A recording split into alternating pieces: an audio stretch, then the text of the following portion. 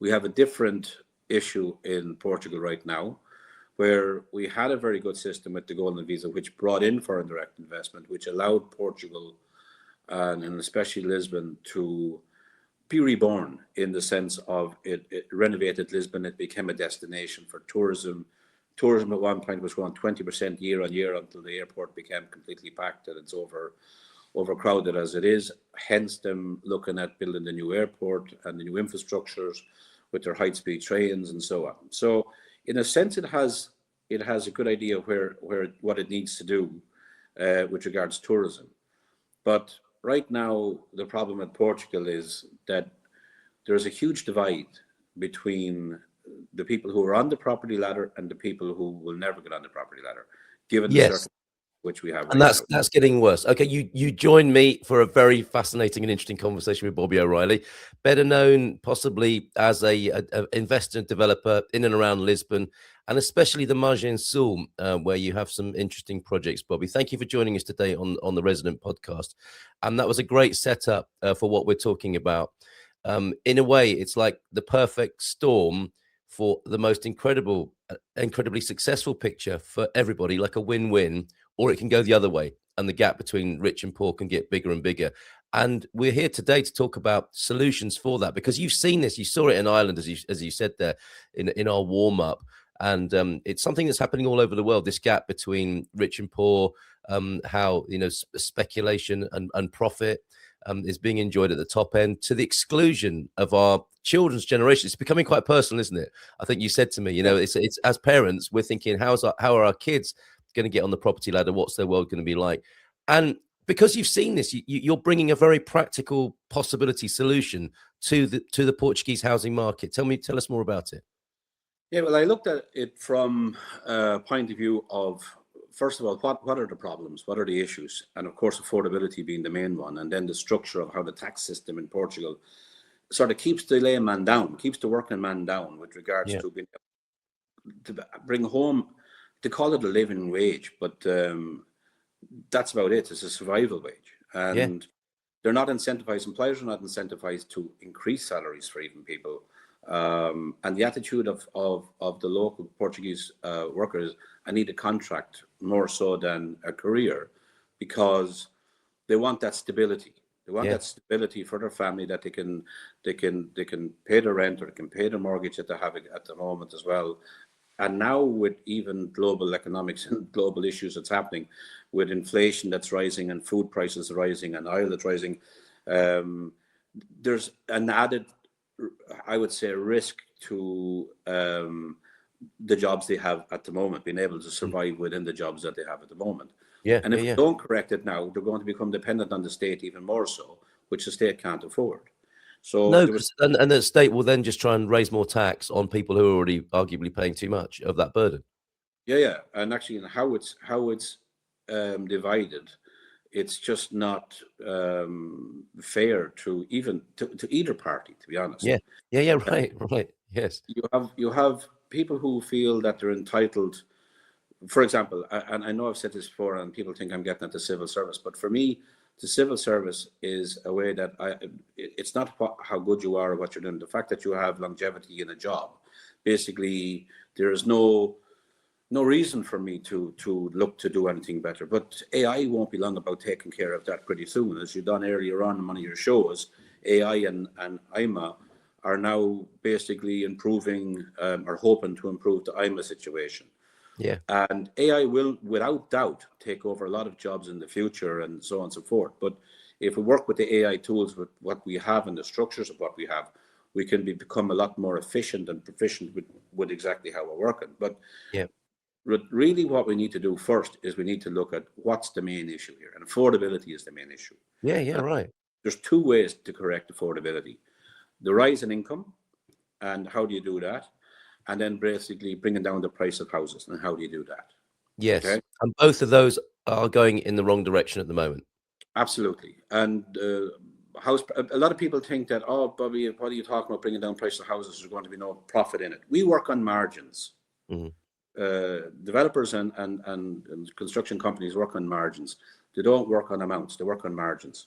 So basically, by keeping the margin at the same, but by lowering the taxes and by lowering you can lower the cost of construction, and then you can incentivize the buyer by giving tax credits, etc. as well.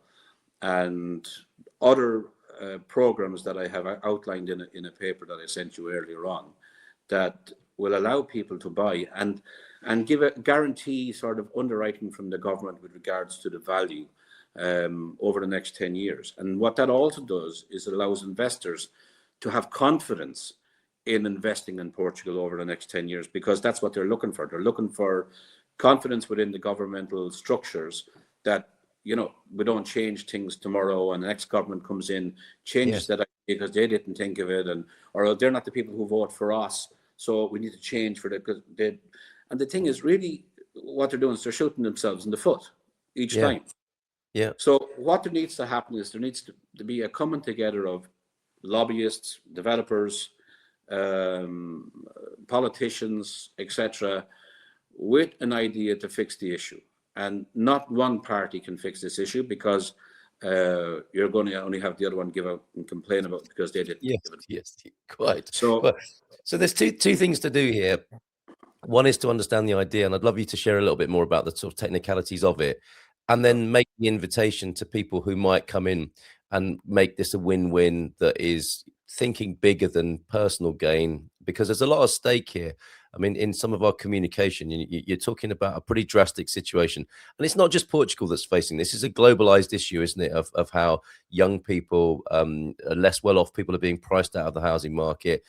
In real terms, their income isn't going up, and that gap is getting bigger and bigger. So first and foremost, then, before we could issue an invitation to see who might be interested in joining this in a sort of non-partisan and big picture way, what is the general idea? Because I think you've got some experience of this working in Ireland, or you've seen it at work in Ireland as a prototype. Yeah, in 2007, when I was working in Ireland, I was working actually for a large development company that were quite exposed with a lot of land banking and so on.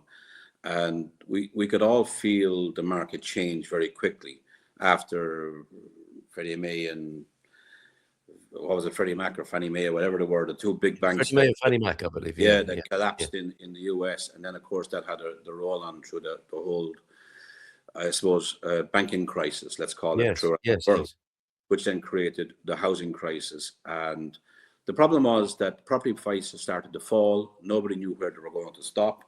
And we needed to draw a line in the sand to say, to underpin the value, that people could have confidence back in the market that this is the lowest price that this is going to be today. And then we created back then, myself and two other colleagues created a paper that, an actual program that went in front of the Irish government and actually in front of the Prime Minister, the Taoiseach at the time, Brian Cowan, and the Housing Minister. And I actually remember the Prime Minister's words to me saying, "Bobby, this is a brilliant plan, but the only problem is," and this was the optics issue that we had in Ireland, was this is a great plan, but it's going to be seen like I'm bailing out the builders, you know, and it would be political suicide. So we've done that with the bankers. We've done that with the bankers. We can't do it for the builders as well. So this was even before they bailed out the bankers. Right. And this would have stopped them having to bail out the bankers had they actually implemented it. They did actually take on board the document, but it took them 10 years to roll that out. They introduced a thing called NAMA, which was the National Asset Management Agency, which had certain attributes and some bad. And you could compare it today with what was Banco Espírito Santo, good bank, bad bank, if you know what I mean, Novo Banco and the BESH. But it was a quite similar situation to what they did back then. But I won't go into the details of Ireland, but what happened was that we realized that in advance there was a correction to happen. But what you had to do was create a confidence to create that correction, to stabilize first of all, then incentivize after. So what we have to do here, first of all, is we have to look, as I said already, what's the affordable issues?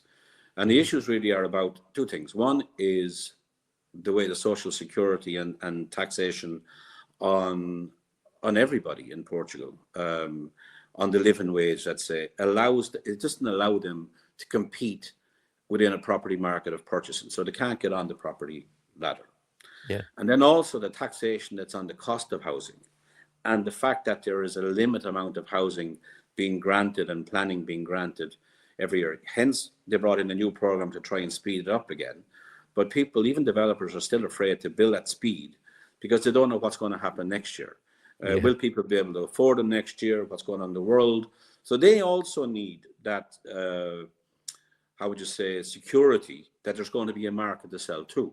Yes. So there's a number of things they have to do. The first thing they have to do is they have to lower. And by the way, the program that, or the plan that I've created, it's fiscally responsible. It just changes the way the taxation is done and who's taxed, and bringing in more stealth taxes than actual direct taxation on the lower paid. So people who are, for example, buying a car over 60,000 euros would pay extra taxes on a car. If they buy a boat, it's this, or luxury items would be this. But on essentials, no. So on grocery essentials, there's no stealth taxes increase, but there has to be a lowering of the social security from both sides, from the employer side and the employee side. Why? Because you want to have the employer incentivize his staff to work harder for a pay rise and to work better, so it gives them more security. But also from the employee side, that he has more money in his pocket. And when you read my paper, that gives him between 90 to 100 euros more per month in his pocket. Now, it sounds doesn't sound like an awful lot more, but when you compare it as a percentage-wise what they have, it's probably around another 10 to 15% of what their take-home pay is at the moment. Okay. And it changes direction, doesn't it? It changes direction and intention, I guess, around how enterprising people might be, rather than the resignation, the sense of resignation that I think you've articulated well there that we see. Yeah, I think people actually have in their head now, I can never afford a house. And that's actually also why you have the brain drain. You have so many young people coming out of college. Yeah. And what you're Yes. doing is you're training them to work in your competitive countries. You know what I mean? Yes, that's exactly what happens in Portugal, isn't it? The standard of education is excellent. Young people are trained to a very high standard, and the first thing they do, because it's been drummed into them since they were kids by their parents and their older siblings and their cousins, is to go and take all of that knowledge and work abroad for 3 times the money they would get in an entry-level job here in Portugal. Correct. And then they can afford housing, and they can afford a lifestyle, and they can have the lifestyle that they want. But I can guarantee you that everybody, every one of them that are in whatever country and part of the world, if they could afford to live in Portugal and have the standard of living of which a lot of us enjoy, they'd come home. Why wouldn't they? Why wouldn't they? You know, Bobby, Saudade is a very well-known concept. I've got a new one that's about this, which is Godad, which is what the foreigners have when they see exactly what we just talked about. We love the life and the culture here in Portugal, and to see young people go from it gives me Godad, gives me a sadness about how young people are leaving it and the country that they would ideally love to bring their children up in, but go and work somewhere else to earn decent money. That is a terrible problem that this country has, and I love the sound of a project that might be putting that right, which is what you're talking about. Yeah, and then we have what we call the incentivization side of it. How do I incentivize somebody to get on the property ladder?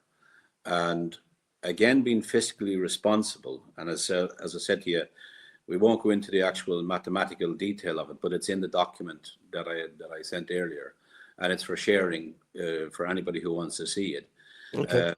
But actually, after year 5, it'll increase the purse by between 400 to 500 million euros a year by doing this. So the first thing they have to do is to give a tax credit to buyers, homeowners, not investors. Not investors as second home investors. There is a taxation on second home, but there's also an incentive on investors as well. But say we take the bare minimum, first of all, that somebody who is looking to get on the property ladder today should get a tax credit, a 5-year, 10-year tax credit. But that basically means of an amount that they will not pay X amount of tax if they buy this house that comes out of their normal direct income tax, which actually leaves them more affordable in the sense that they, again, now have more money in the pocket for the fact that they're buying this house. Okay. Yeah. Also, they need to decrease the taxation on the development cost. Right now, to build a house, everything you buy is a 23% plus, it's EVA on top of that. So if a brick costs €1, it's plus 23 cents, okay, on top of that. Plus the IRS, plus the planning, plus this, plus that, and plus the other. It's all plus, plus, plus, plus. Yes. I think that we worked out something like 33% of the cost of construction is gone in taxes. So people say that the house prices are increasing. It's because the taxation is increasing. And if the cost of and it is going up, cost of steel rises, concrete rises, labor rises, that means it's climbing the ladders 23 plus those extras on top again. So the cost of construction has gone to a point where it's putting it out of control of the people who need to buy the housing. Yes. So there's two things that happen. You need to reduce the IRS by 50%, bringing it from 20 to 10 for on the taxation of the profits, and also do away with the IMT and the EVA on the actual construction cost. What that does, it reduces the cost of construction considerably. Mm-hmm. Now, it would only be granted to construction companies that are, let's say, approved, like what you would do with a planning permission, that you're building an affordable housing scheme, not a social housing scheme, an affordable housing scheme. And that affordable housing scheme is the aim between building a property, a house, a home, between 250 and 350, depending on the location of where it is because of the cost of land and so on. Okay. Mm-hmm. By doing this program and rolling it out around the country, you increase the amount of properties that become available. You also, by doing that, you actually end up correcting the land prices as well, the cost of the land that you build on. Yeah. Because now the market is starting to get saturated with properties, but affordable properties.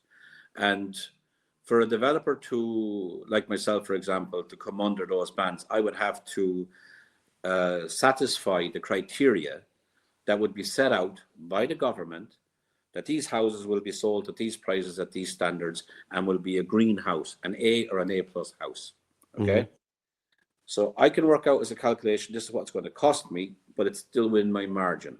And we work between 15 to 18% margins on construction, okay, on costing and building to sell. So it's a 15 to 18% margin what you're looking at after your land cost and so on. Mm-hmm. And then if you then allow for the people that are buying it to have the tax credit because they're buying that affordable housing and it's an A plus housing, they save also another 100 to 120 euros a month on utility bills. So again, they have more money in their pocket every month as well, okay, because they bought the green plus house. Now I'm inviting investors to come in and to buy the same house, but under a fixed rental structure. So, for example, to buy the house for 350,000 or 300,000, but a rent is set between 800 and 850 euros a month for the house that they can rent it for. Yeah. But they don't pay any tax for 10 years on the rental income. Yeah. Now, you would say, well, where's the government's incentive there? Number one, they're getting people into houses straight away, and they don't have the burden of actually having to house people and given other supplementary payments for people who need housing and so on. So the thing is that person has to keep the rent at that price, allowing for the indexation of the government allowance per annum as well over that 10-year period, but pay no tax on the income for 10 years. That will typically bring their return from 4.8% to 6.8% over that 10-year period on an annual basis. Yep. And at the end of the 10 years, they have a tangible asset that now they can sell at a normal market rate. And if the program works and rolls out properly, you will have a good supply of properties all over that basically should balance the level of housing prices throughout the whole country. Yes. And my proposal is that you would run a test through 5 different cities in Portugal where the housing crisis is, let's say, more demanding than the rest of the country. Yeah. Not try to get people to build houses in places where nobody wants to live, because people are moving to where the jobs are, and people are moving where the lifestyle is and the country is and so on. And then, alongside of that, and this is probably the key, we introduce a new golden visa, but it's a solidarity visa. And the solidarity visa is a visa like the golden visa, but it's the opposite of what the golden visa did. A lot of people say, oh, the golden visa sort of destroyed the housing prices and market and so on by everybody buying in the city centre, pushing people out and so on and so forth, and rose the cost of housing. I don't agree with that, first of all, because number one, there's only been about 20,000 applications in the last 20, or last, let me see, what are we talking about, 13 years. We do an average of 180 to 120, or sorry, 180 to 200,000 transactions on real estate every year. And if you're talking about 20,000 over a 13-year period, you didn't have it then done there. The reason we have price increases because nobody is building enough houses, because no one can afford the type of housing that they are able to buy. And everybody is now aiming at the high-end market because it's the only affordable market that's there. Right now in Aguera and outside in Aguera, they're looking for €1 million for a 160 square meter house. Yes. There's no one in Portugal today that has a normal regular job can afford that house, or even to rent it. It's a 160 square meter house. It's not a mansion. It's a normal house. And it's still 40 minutes to get to Lisbon, or 35 minutes to get to Lisbon by commute. So it's unrealistic to assume that can continue, bar we have loads and loads of more foreigners that's going to come in and uptake it because they can afford it. They're not adding anything else to the community other than the taxation that the government is getting on those prices of those houses. Whilst they're pricing out local people because they can afford the rent. And now, don't forget that 80% of your buying market is still Portuguese. But yes, they're buying stuff that's pre-1980s. That is built before 1980 and not fit for purpose. No, and they're facing another burden of energy costs. Yeah, from a poorly built home, arguably. The other thing there with the golden visa, and it's kind of a useful political illusion, isn't it, to have people who have been priced out of housing blaming people who are buying the houses that they would never have probably bought anyway, but they are seen as the enemy. The obvious thing was presumably, and people must have suggested this, I know it certainly occurred to me, is to take what came in from the golden visa and invest that into affordable housing. That seems like a really obvious mechanism. That's what you're talking about, is it not? Well, not really, because they took the money that, because of the deficit that we had after the banking crisis, that they used that money to basically rebuild the country to where it is at the moment. So they've taken billions, not billions and billions and billions, with regards to, not because the golden visa investor didn't just buy €500,000 house. They kept investing. I had investors that would have invested 10 and 20 million euros and 30 million with us into different projects as investors as they went along. So anyone who's paying €500,000 to have their family have a plan B has a lot more money to invest. So really what it became was the fishing hook for people to see Portugal and understand the actual opportunities that were in Portugal, which they never would have seen in the past. So the golden visa would have been, I would say, 10% of the business that the actual golden visa brought. In other words, the money that the golden visa took in directly only represented about 10% of the actual real investments that people who discovered Portugal ended up investing in after. What my plan with the solidarity visa is to turn that on its head. So you lower the golden visa amount to 350,000. Why? Because we're still competing with the rest of Europe. But that 350,000 needs to go into affordable housing for renting. Yeah. So you're asking people to come and buy an affordable house that someone can afford to rent, and they're not taxed for 10 years either, because they're still only going to get 6.8% return over the next 10 years. But they're providing housing. Now, if I go into the world and today and say we have a residency application here that you invest 350,000, but we're going to invest in the infrastructure around affordable housing, and it's government backed, and it has government approval and government incentives for people to rent and government incentives for people to buy. It's gold star. It's basically there's no one out there going to beat it, and it's going to become probably the most popular residency program in the world by far. And there is where we can actually make huge inroads. So you have big construction companies such as Teixeira Duarte, Alves Ribeiro, Gazais, and others that could even back up this. Because I said, what they're interested in is margins. Yeah. It's not amounts, it's margins. Yes. Because once you have the margin, the volume then becomes easy, you know. And if you have a clear route to market where people can afford, and it's backed by the government and it's backed by the local municipalities, and it's seen as a good thing. And the locals are looking at it, yes, we want your money. We want you to invest into local housing and local infrastructure. They're not complaining about the foreigners anymore. Everybody wins, right? Everybody wins. We see you coming. Portugal is a very welcoming country to foreigners until local people feel like they're having their noses rubbed in the results. However, with this, it would be different. So it's difficult to argue with the mathematics and the win-win nature. Presumably the challenge here is to capture the imagination of the municipalities and to see, and have politicians brave enough to give this a try. So what can you do? What are we going to do in that department? Well, look, I'm not a politician. I'm far from it.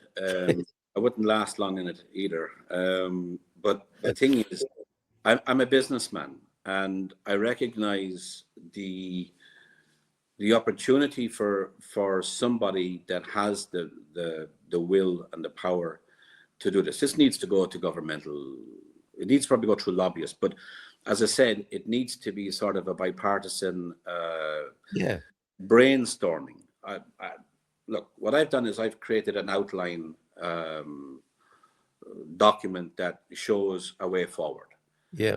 You need to get everybody in the room and let them argue it out, and all come actually out agreeing, saying, okay, this is what we're going to plan to do, and this is what we're going to do year 1, year 2, year 3.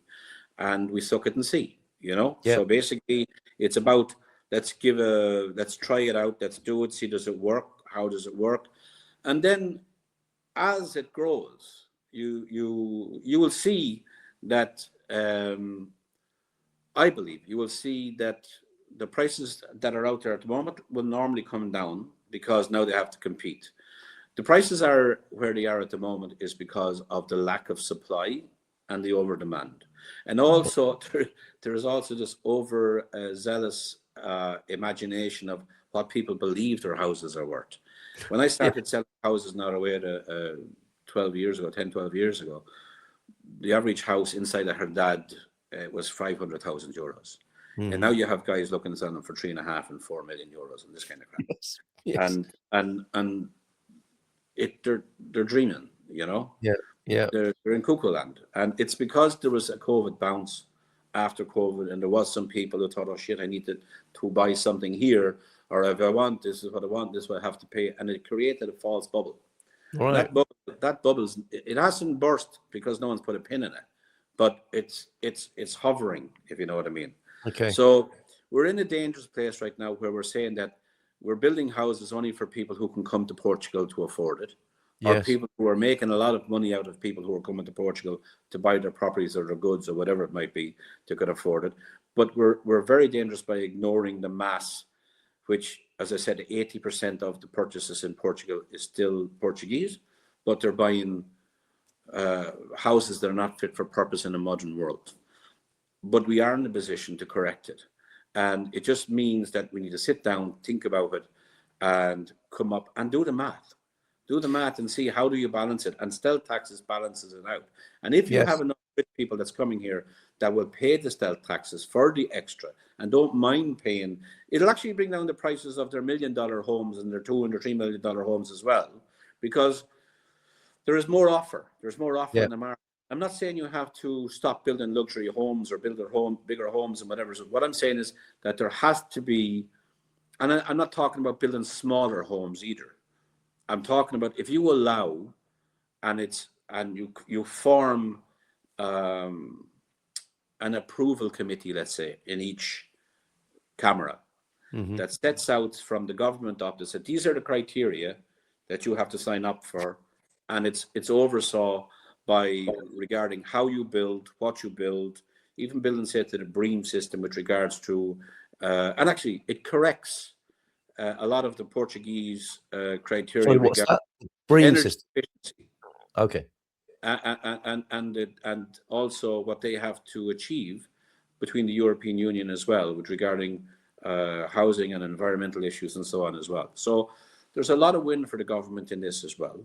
And what I'm Yeah. saying is, it can be done fiscally responsible, but in a sense that it corrects the last 12, 13 years of undersupply. Now, I know we've had the banking crisis, we've had COVID, and we've had lots of other things that sort of have affected the market. But the biggest thing that has affected the market is bad decisions around policy. Regarding and that horizon, the result of that is looming large and darkly, I would say. You know, I'm seeing that you don't have to look far on YouTube to see an analysis of Portuguese the society and economics and what's in the post if we don't do something. Because on the one hand, you know, we can talk theoretically about what would be great ideas, and this does sound like a great idea, but the other way of looking at it is what happens if we don't do anything about it. And that's a really grim picture. If these trends continue, it will, and with the backdrop, the context of rising energy prices and global conflict, that's a really grim picture. So something does need to be done for sure, because the trend is going in a very awful direction. Yeah, like what we're even talking about now doesn't even consider what's happened globally at the moment, but actually, without trying to sound a little bit audacious in the sense that this is actually where the opportunity is as well, because people are looking for a place to invest right now, considering wherever they're living or where they are now at the moment, they're looking for alternatives. If by giving them the alternative, they help fix the issues that we have, why not? Yeah. Yes, right. Absolutely. Rather than getting them to invest into something, and right now they're investing in venture capital funds and so on, of which 60% of the money has to stay in Portugal and 40% can be invested outside of Portugal. But a lot of the venture capital funds, and there's about 150 of them more or less that qualify for golden visa, will probably lose a lot of money for golden visa investors. So, but a lot of them won't. A lot of them will make money. Don't get me wrong. There's a lot of good venture capital funds there as well. But the problem is it's a toss of a coin in the sense of you're still guessing, you know. Yeah. Where if you put surety and security and you underwrite by the government that this is the plan, and this is the plan for the next 10 years, and you roll it out over the next 5 years, and then you review it after 5 years. So anyone who builds properties in the, how would you say, in the framework of what's been designed for affordable housing, that allows people to buy and to rent and fix the affordability part, fiscally responsible, then I think that you can turn it on its head and Portugal becomes a different proposition to investors and also to fund investors, not just a golden visa solidarity investment. I'm changing it from golden visa because that has a bad connotation when Portuguese people think of the golden visa and what's that mean to me? It does nothing for me. Exactly. Who gets the gold? Not me, right? Yeah. So now it's solidarity. So basically, we're in a socialist friendly country that basically should be socially responsible. And how you socially responsible is that you're looking for foreign direct investment that's going to actually help you to fix the issues that you already have. And it's a big gap. It's a wide gap. And government's in power for 4 years, and then it's changed, and then the change, well, where the airport's going this year and where it's going next year and whatever it is and so on, and the high-speed train, and all great ideas. But they need to start getting their act together and they need to start putting plans into motion and moving things forward. And they also need to take confidence from the Portuguese people themselves. I hear so many people moving far right now because, oh yeah, Chega, because Chega's saying this and Chega's saying that. And I'm not complaining about Chega. I don't know enough about them to complain about them. But I know I don't want a very far right-wing government within Portugal. But people are looking at them because they're fed up of the norm. Of the central right and left being central and being a little bit right, a little bit left, and nothing changing. Except it wasn't. If it's not our idea, we're changing it. I've seen it here locally between two cameras where you had two local governments that were of the same party. One changed. They had a great plan between the two of them because one changed, decided, no, we don't want that anymore because we didn't think of it. And that's the board. It does happen in politics. Stop. It's got to stop. Yes. It has to stop. They have to start thinking of the bigger picture, you know? Yeah. For And sure. all they care about right now is how I get voted. I'm telling you how you get voted in is correct the issues that you have and be part Have of some the good solution ideas. rather than the problem. Yeah, I have some good ideas. Well, that's one thing that Shager are doing right. They are getting votes because they are promised, whether or not they can deliver it, they're promising something different, right? and But this is the other issue. It's in when you're in opposition.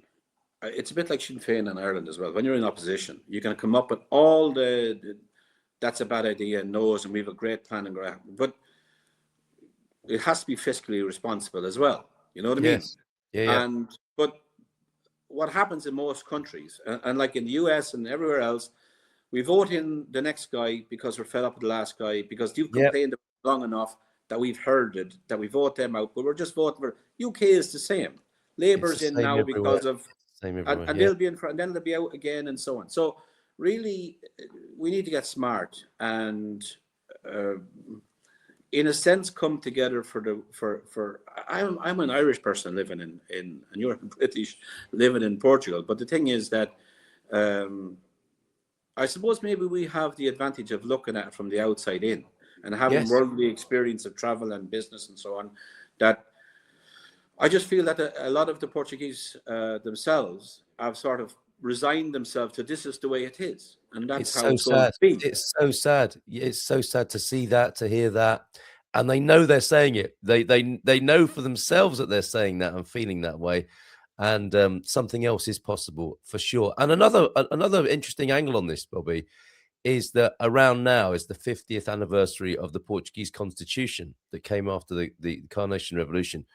And if you can't inspire politicians on a 4-year term to get behind this, you might take their attention to the Constitution, which has basic rights in it to do with housing and living a good life here in Portugal. That was the promise 50 years ago, and I think what you're talking about chimes with that. Yeah, and as well as that, look, European Union has incentives as well, and help there for governments that actually come out with plans that'll help people. And like, we need to get into the party now, because like if we keep leaving it out, and sorry, one second. If we ignore the issue we have at the moment, and we don't get engaged with what's required, we're going to be left behind. Yeah, the others will get their act together first, and they'll see. And if you look at Spain and the strong leadership that's coming in Spain right now, and then even how it's dealing with the US and the US attitude and so on and so on. Actually, I wish we had the same government here. Government with balls. You know what I mean? Well, my French, but with courage, let's say. And big enough and stand up morally for what's correct, you know? So, well, that's something people can resonate with and get behind, right? A message of that kind. And you know where you stand. You might not like it. You might like it, but at least you know what you're dealing with.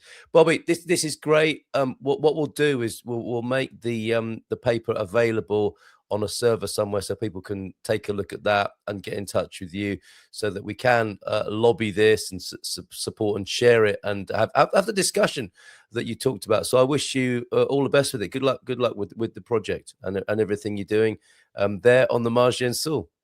Thank you very much.